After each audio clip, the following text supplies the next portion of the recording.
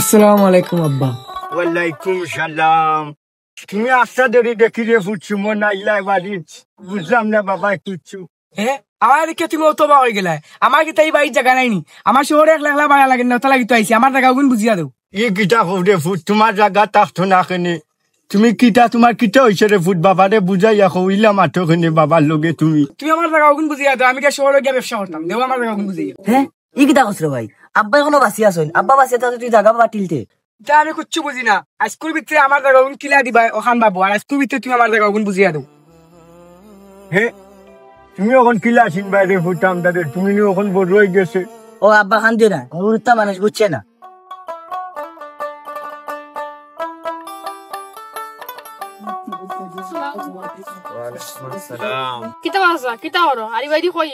না রে বাবা কোনটা না ও তো আসি বেলা আর ও তো আর কোন না তো গাঁও ভাঙানিত পারিছি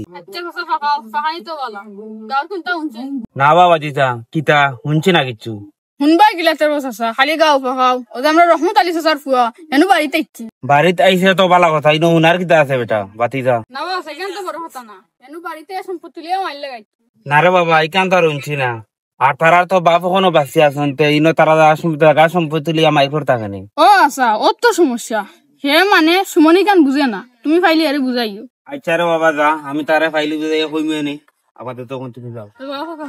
ওয়ালাইকুম আসসালাম।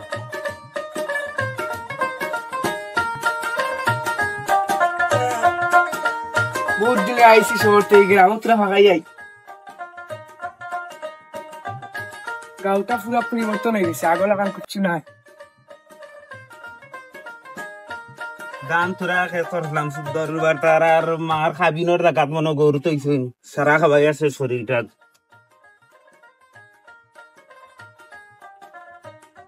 আসসালামু আলাইকুম চাচা। ওয়ালাইকুম আসসালাম। কিতা করছ চাচা বালানি তোমার শরীরাত বালানি? বরাবর আছি বালা শুনছি তুমি বাড়িতে আইছো বেটা আর আমি যাইতাম আসলাম তোমাদের বাড়ি তা তুমি কিতা করাতে আসনি বালা? ওই চাচা আছি আলহামদুলিল্লাহ বালা শহর থেকে আইসি শহর এক লাখ ভাড়া লাগে না কই তোরা গ্রামে ফাঁকাইয়া যাই। ওরাবত আইসো বালা করছো আর আইতা নানি বাড়িতে আর শুনলাম বাড়িতে তুমি জায়গা লইয়া মাইল লাগাইছো ইতারে ঠিক না। এ ও চাচা রাগ তুলিলে আমার এ ওটা কইয়া কইয়া বেড়ানি তোমার টানা গেছে ও আমি যাই আজকে ভাই। সে কইছে না রে তুমি কে তার লগে চিল্লা চিল্লি করো না ইস ওখান গা ফুয়া তার লগে চিল্লা চিল্লি করবো আই তার বাপ দেখছে ফুয়া গুটারে শহরে ফাটাইছিলাম কই ভালো হইব কোন দেখা যায় আর খারাপ হইছে বাড়ির যে গুটা খেয়ে আমার লোকে আল্লাহ দিলে বালা দিছেন আল্লাহ বালা চলে আল্লাহ দেখতা কান্দেও বালা করি আল্লাহ দিতা। যখন একটা আব্বা গেলা এখন রে মাদানি বেলা বা তো আইছেন না ভাই এগুয়াইও মাইল লাগাইছে।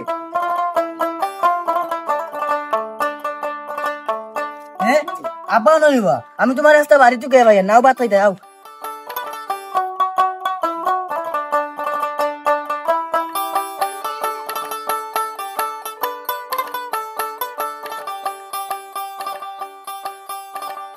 আব্বা আমি আই বন্ধ থাকি না বন্ধ তোরা খাম রইছে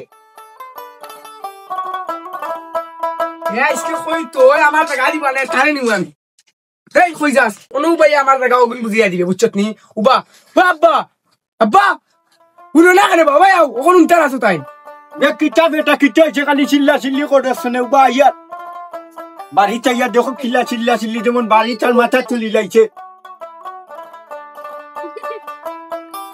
কিতা বেটা খালি চিল্লা চিল্লি করতেছ না বাড়ি ওখান থেকে মাথা তুলিলে কিতা হয়েছে তোর?